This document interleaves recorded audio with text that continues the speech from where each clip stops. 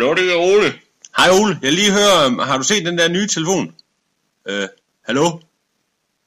Hallo? Hallo? Ole?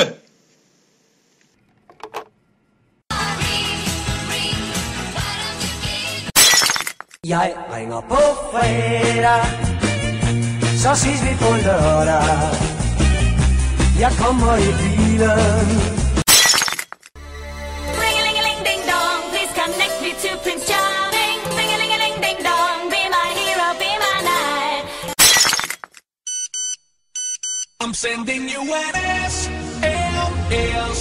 I'm sending you an SSMS.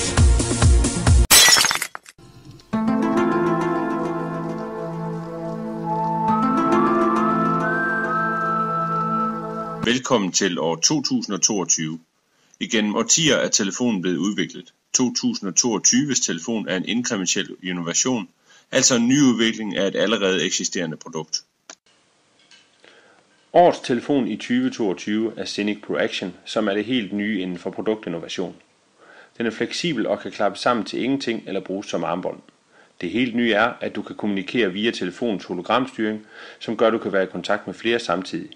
Kommunikation over computeren er ydt, og nu foregår alt over Share-appen Grabit på telefonen, som gør, at du har mulighed for at lære alle informationer og dokumenter i telefonen og kaste dem frem og tilbage fra din tablet, den interaktive undervisningstavle og telefonen.